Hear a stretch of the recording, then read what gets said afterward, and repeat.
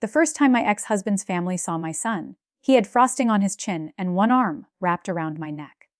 They had come to my company's grand opening, wearing their church smiles, as if 5 years of silence had been nothing more than a misunderstanding. My former mother-in-law stepped toward me with open arms. My former father-in-law looked around at the reporters, the ribbon, the flowers, and the crowd, already calculating how much of my success he could attach to his family name. Then my little boy ran out from behind the counter and called, "Mommy, can I have another cupcake?" I picked him up without thinking. That was when their faces changed. My ex-husband, Andrew, went pale first. His mother, Margaret, stopped breathing. His father, Charles, stared at my son's eyes, his jaw, the little dimple in his chin, and I watched truth cross the room before anyone said a word. Because my son looked exactly like the family that had thrown me away for being childless. 5 years earlier, I had sat at their dining table while Margaret Whittaker set down her wineglass and said, "My son deserves a real family, Grace, not a wife who cannot give him one." I waited for my husband to defend me.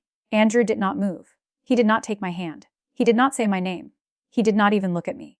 He stared at his plate, as if the mashed potatoes had suddenly become the most important thing in the world. That was the exact moment my marriage ended. Not in a lawyer's office. Not in a courtroom. Not with a signature. It ended in the silence of the man who had promised to love me. My name is Grace Waker now only on old documents. My real name is Grace Monroe. I was 36 years old when I learned that a woman can lose a husband and find herself in the same week. Andrew and I had been married for 10 years. We lived in a neat white house outside Columbus, Ohio, the kind of house with roses by the porch and neighbors who waved from behind lawn sprinklers. From the outside, we looked peaceful. We looked blessed. We looked like the sort of couple people smiled at during Sunday brunch. Inside, our house had one empty room at the end of the hall. For 10 years, I called it the guest room. Margaret called it the nursery, when God finally allowed it.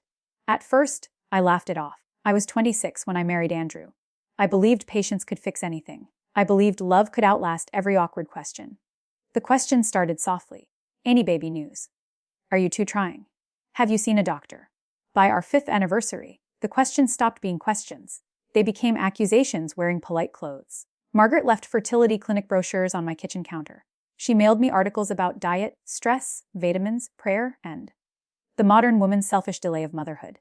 At Christmas, she hung stockings for every grandchild in the family, then placed a tiny blank stocking on my chair and said, "Just in case next year is finally your year." Everyone laughed. I did not. Andrew squeezed my knee under the table, but he never told her to stop. That was Andrew's talent. He could offer private comfort after public cruelty and expect the private part to count more. At night he would say, "You know how Mom is." I would ask, "Why don't you tell her she is hurting me?" He would sigh like I had asked him to carry a mountain. It is easier not to make a scene. Easier. That word became the third person in our marriage. We saw doctors. I gave blood. I took pills that made me feel like a stranger in my own skin. I charted my temperature, counted days, prayed over plastic tests in bathroom stalls, and cried so quietly that Andrew'd pretend not to hear me. Every result came back confusing. Every appointment ended with another maybe. Maybe stress. Maybe timing. Maybe unexplained. Only once did a specialist ask Andrew to come in alone for more testing. He told me later that everything was fine. I believed him. That is one of the things that still embarrasses me. Not that I trusted my husband, but that I trusted the whole room around him. His father. The doctors they recommended. The careful way everyone looked at me with pity, as if they already knew the verdict. The Whittakers were powerful in the quiet American way. They owned construction properties, storage properties, and half the commercial land on the north side of the city. Charles had a handshake people treated like a contract. Margaret ran charity boards and church committees, with the smile of a woman who never had to raise her voice, because everyone moved before she asked twice. Before I married Andrew, I had a small dream of my own. I loved food, not fancy food. Real food. Warm biscuits, chicken pot pie, lemon cake with sugared peel, soup that made people close their eyes after the first spoonful. I worked at a catering kitchen and wanted to open a place one day called Bluebird Table. Margaret laughed the first time I said it. "A food counter?" she asked. "Grace, you married a Whittaker.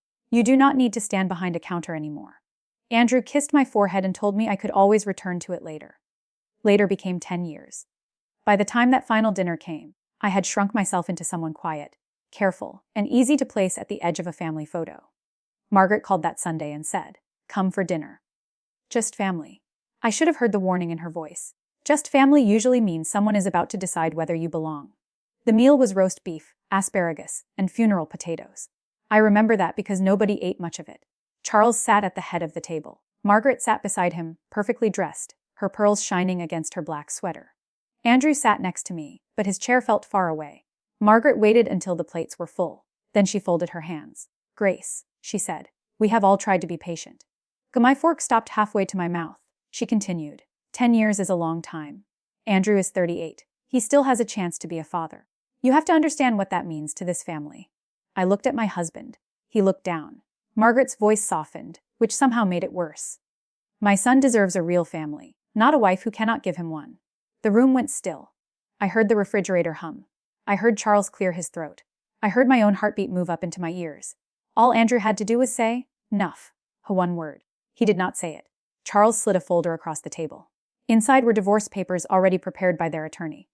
That was when I understood. This was not a conversation. It was a removal. Margaret reached across the table as if she were comforting me. "We do not want this to be ugly," she said.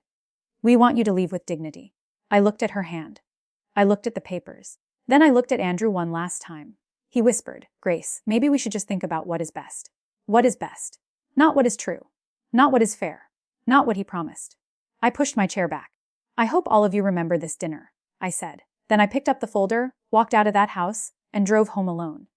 Andrew did not follow me. 3 days later, Margaret mailed me a cream-colored card with no greeting and no signature. Only one sentence written in her perfect handwriting. "A woman who cannot build a family should at least have the grace not to stand in the way of one." I read it twice.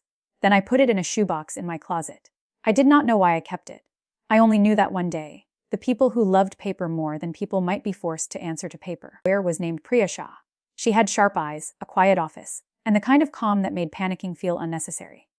When I told her what had happened, she listened without interrupting. Then she said, "Keep everything. Texts, cards, emails, medical bills, dates. People like this to think money can erase memory. Your job is to make a memory file." So I did. I saved Margaret's card. I saved the settlement offer.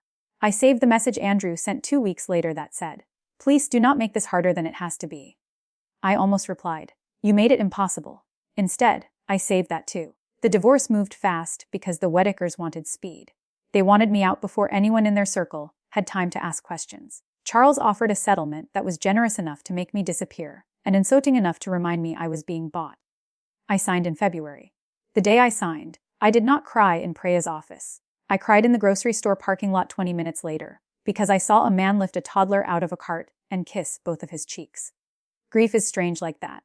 It waits beside ordinary things. I moved into a small apartment above a dry cleaner. The bedroom smelled faintly of soap. The kitchen window faced an alley. For the first time in 10 years, nobody told me where to sit, what to wear, or how to smile. I should have felt free. Mostly I felt hollow. Then my body changed. At first I blamed stress. I was tired all the time. Coffee smelled like burnt metal. I cried during a commercial for dog food. One morning, while brushing my teeth, I had to sit on the bathroom floor because the room tilted. My friend Tessa came over with soup and took one look at me. "When was your last period?" she asked. I laughed because the question sounded cruel. Then I stopped laughing. I bought a pregnancy test at a pharmacy 40 minutes away, because fear makes you ridiculous. I locked myself in the bathroom, set the test on the sink, and promised myself I would not look until the timer went off. I looked after 30 seconds. 2 pink lines. I sat down on the edge of the tub and put one hand over my mouth. After 10 years of being studied, blamed, pitied, and dismissed, my body had chosen the moment after everyone gave up on me to prove them all wrong. I was pregnant. Joy hit first. Then anger. Then terror so strong I could taste it. Because the baby was Andrew's. There was no question about that. The dates were clear. This child had been conceived before the divorce, while I was still his wife, while his mother was already preparing papers to remove me from the family. For 1 full hour, I stared at Andrew's name in my phone. I imagined telling him. I imagined Margaret's car in front of my apartment the next morning. I imagined Charles calling judges he played golf with. I imagined lawyers using words like rights and bloodline and legacy. I imagined my gold growing up at that long dining table, learning that love was something people gave only when you served their plan. Then I remembered Andrew staring at his plate while his mother called me useless. I turned off the phone. 2 days later, another envelope arrived. This one was from the fertility clinic we had used the previous year. I almost threw it away. I thought it was a bill. Instead, it was a notice about records being transferred to a new system. At the bottom, there was a number to request copies of old test results. I do not know what pushed me to call. Maybe anger, maybe the baby. Maybe some quiet part of me that was done being afraid of paper. A week later, a thick packet arrived. I made tea I could not drink and opened it on my kitchen table. Most of it was familiar. My blood work, my scans, the polite medical language I had memorized over 10 years.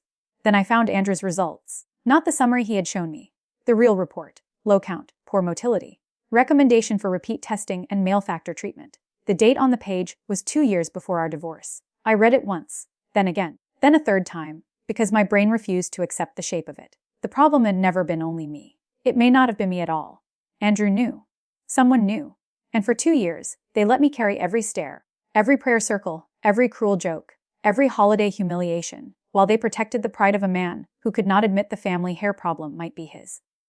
At the back of the packet, there was a release form.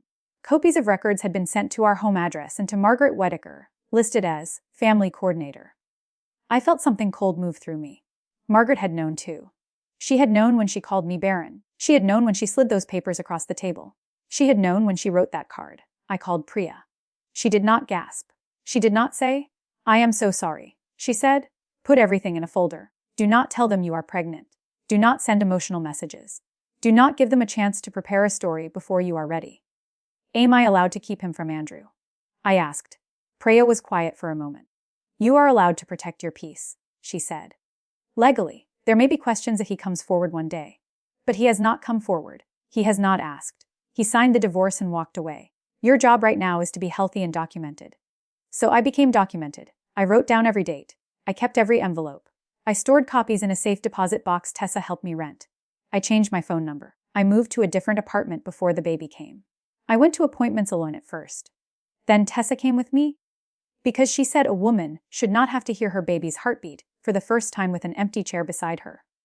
When the nurse placed the monitor on my stomach, and that fast little gallop filled the room, I cried so hard Tessa cried too. "What will you name him?" she asked in the parking lot. I did not even know it was a boy yet, but I said, "Noah." A name that meant rest after a flood. My son was born on a hot August night during a thunderstorm. The power flickered twice. Rain slapped the hospital windows. Tessa held my hand and told me I was doing great, even when I was absolutely not doing great. When the nurse placed Noah on my chest, he opened one eye like he was judging the room. "He is perfect," Tessa whispered. He was. He had dark hair, a serious mouth, and the Whittaker chin. I looked at him and felt love so large it frightened me. Then I made him a promise. "You will never have to earn your place in a family," I whispered. "Not with me. I will not pretend the next years were easy." People love stories where a woman walks away and immediately becomes powerful. Real life is messier. Real life is holding a crying newborn at 3 in the morning while checking your bank account with one eye open. Real life is choosing between a better stroller and paying the electric bill.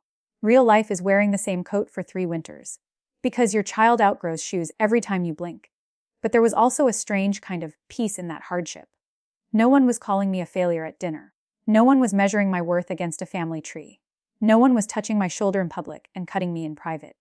I was tired, but I was mine. Bluebird Table started because I needed money, and because I could not bring myself to go back to an office, where I would have to explain my life in cheerful sentences. I began with soup. Tessa worked at a medical office, and one Friday she took 6 containers of my chicken and wild rice soup to her coworkers. By Monday, 12 people wanted orders. By the next week, someone asked if I made lunch boxes. By winter, I was cooking at midnight with Noah sleeping in a carrier against my chest. I made poppies in disposable tins, lemon cakes in borrowed pans, biscuits by the 100. I wrote menace on plain paper and delivered them from the back of my used Honda with a car seat in the middle. The first time a customer paid me $200 for a weekend order, I sat in the driver's seat and cried. Not because it was a fortune. Because it was mine. I had made something and someone wanted it. That feeling can bring a dead woman back to life. There were setbacks. A freezer died and took 3 days of inventory with it. A catering client canceled after I had already bought ingredients. Noah got an ear my friction the week I had my first wedding order, and I stirred sauce with one hand while holding him with the other. But little by little, the orders grew. A church hired me for a luncheon. A school ordered boxed lunches for teachers. A local magazine wrote a small piece about the single mother with the Bluebird sticker on every bag. I rented a shared commercial kitchen by the hour. Then I rented it by the day. Then one morning, the owner asked, "Grace, why are you still pretending this is a side hustle?" Because I was scared, I wanted to say. Because the last time I had a dream, I handed it to people who made me feel silly for wanting it. Instead, I said, "I am working on it." Around that time, I met Lucas Bennett. He owned a small coffee roasting company 2 doors down from the kitchen. He was not flashy. He did not speak just to fill a room. He had kind eyes, rough hands, and a way of noticing things without making a performance out of noticing. The first thing he ever said to Noah was not, "Where is your daddy?" It was, "Those dinosaur boots are serious business." Noah, who was too unsuspicious of everyone, looked down at his own feet and nodded like Lucas had passed a test. For months, Lucas and I were only neighboring businesses. He gave me coffee grounds for my chocolate cake. I traded him biscuits. He fixed the broken hinge on my storage shelf without telling me, and I pretended not to notice because accepting help still felt dangerous.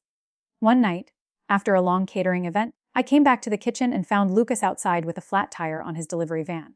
Noah was asleep in the car. I was exhausted. I should have waved and gone home. Instead, I said, "I have a jack." He smiled. "Of course you do." We changed the tire under a parking lot light while Noah slept, and for the first time in years, I laughed without feeling the need to apologize for taking up space. Love did not arrive like thunder. It arrived like someone showing up when he said he would. Lucas came early on Saturdays to help carry coolers. He learned how Noah liked his toast cut. He never asked for the story before I was ready to tell it. When I finally did, Noah was asleep on my couch with a toy truck in one hand. Lucas sat at my kitchen table while I placed the folder between us. I told him about Andrew, about Margaret, about the dinner, about the card, about the medical report, about being pregnant and afraid. When I finished, I waited for the look people get when your life becomes too complicated. Lucas did not give me that look. He looked at the hallway where Noah was sleeping. Then he said, "That boy does not need people who want him because he proves something. He needs people who stay because they love him." I cried then, not pretty tears either. Lucas took my hand and stayed quiet, which was exactly right. By the time Noah was 4, Bluebird Table had outgrown every corner I had borrowed. We had a waiting list for catering. We had a small staff. We had a logo on a delivery van that no longer stalled at red lights. I had saved enough for a storefront on High Street, in a brick building with tall windows and old floors that creaked like they remembered better days. I signed the lease with shaking hands. Then I took Noah there before construction started. He stood in the empty room, looked around, and said, "This is a lot of kitchen." "Yes," I said, "it is." Lucas built the coffee bar. Tessa painted the back office. My employees hung Bluebird wallpaper in the hallway. Noah made a crook drawing of the three of us holding hands, and I framed it behind the register. A month before the opening, a local business journal asked to interview me. The article came out on a Tuesday morning. The headline said, "F. Ram Divorc to do WCL Jurasi Monrao BLBOBR to be." I should have known the Wettakers would see it. People like that do not watch you struggle, but they always notice when you succeed. 2 days later, Priya called. "I heard from an attorney representing Andrew Whitaker," she said. My hand tightened around the phone. "What does he want?" "He asked whether you would be willing to meet privately before the opening. He said Andrew wants closure." The closure. Another word people use when they want access without accountability. "No," I said. "I already told them that," Priya replied. "But Grace, be prepared, they may come anyway." That night I took out the folder again, Margaret's card, Andrew's texts, the divorce decree, Noah's birth certificate, the medical report, the record release with Margaret's name. Paper does not heal you. But sometimes it holds the truth steady when your hands shake. Lucas found me at the table. "They know," he asked. "Maybe not about Noah," I said. "Maybe they just know I am not invisible anymore." He sat beside me. "If they come," he said, "we do not hide." "What?" He looked almost offended by the question. "Yes. The morning of the grand opening was bright and windy. There was a blue ribbon across the door. Fresh flowers on the counter. Trays of mini lemon cakes, biscuits with honey butter, and tiny cups of tomato soup lined the long table by the window. Tessa wore a blue dress and bossed everyone around like a general with lip gloss. Lucas was behind the coffee bar, calm as sunrise. Noah wore a button-down shirt he hated and dinosaur socks he loved. By noon, the room was full. Customers came from the early delivery days. Teachers, nurses, office workers, brides whose weddings I had catered, a reporter from the Business Journal, 2 photographers, neighbors who had watched the storefront transform from dust to light. For 1 full minute after I cut the ribbon, I let myself feel proud. Not careful proud, not guilty proud, real proud. I had built this place from soup, sleepless nights, and a promise I made to a baby during a storm. Then the door opened, and the air changed. Margaret Whitaker entered first. She wore cream, pearls, of course, a smile big enough for witnesses. Charles came behind her in a dark suit. Andrew followed last. He looked older. Not badly older, just thinner around the soul. His eyes found me and then slid away, the same way they had at the dinner table. Margaret crossed the room with both hands lifted. Grace, she said loudly, look at you. We are so proud. Several people turned. I set down the glass of sparkling water I was holding. Are you? I asked. Her smile tightened for half a second, then recovered. Of course. Whatever happened in the past, you were part of our family for a long time. Is that what I was? Andrew flinched. Margaret lowered her voice, but not enough. Women like Margaret always want privacy after they have performed cruelty in public. This is your big day. Let us not ruin it with old pain. I looked around at the room I had built. At the people who had watched me carry coolers in the rain. At Lucas, who had gone still behind the coffee bar. At Preya, standing near the window, already reading the room like a legal document. Then I looked back at Margaret. You are right, I said. This is my big day, so let us tell the truth in it. Her eyes sharpened. Grace. The last time we sat at a table together, you said Andrew deserved a real family. You said he deserved better than a wife who could not give him one. The room quieted. Charles's face darkened. This is inappropriate. No, I said. Mailing that sentence to me 3 days later was inappropriate. Margaret's mouth opened. Before she could speak, Noah came running from the back office with half a cupcake in his hand. Mommy, Tessa said only one more, but she did not say what size. A little laughter moved through the room. I bent and picked him up. The laughter died. Margaret stared at my son as if the floor had vanished under her. Andrew took one step forward. Noah looked at the strangers and tucked his face against my shoulder. Who is that child? Margaret whispered. I held him closer. This is Noah. He is 4. I saw Andrew doing the math. Born in August. Divorce signed in February. Marriage still legal when he was conceived. His lips parted. No, he said, but it was not denial. It was grief arriving late. Margaret reached toward Noah. He is Andrew's. Lucas was beside me before her fingers came close. He did not touch her. He did not threaten her. He simply stood between her hand and my child. Margaret's voice rose. That is our blood. There it was. Not love, blood. The reporter's pen stopped moving. Someone near the cake table gasped. Tessa muttered something under her breath that would not have sounded nice in church. I shifted Noah to my other hip and opened the folder Priya had helped me prepare. Yes, I said. He is Andrew's biological son. He is also the child you threw away before you knew he existed. Andrew stared at me. You were pregnant. I found out after I signed the papers. Why didn't you tell me? That question could have broken me once. Now it only showed me how little he understood. Because when your mother called me useless, you were silent. When your father put divorce papers beside my dinner plate, you were silent.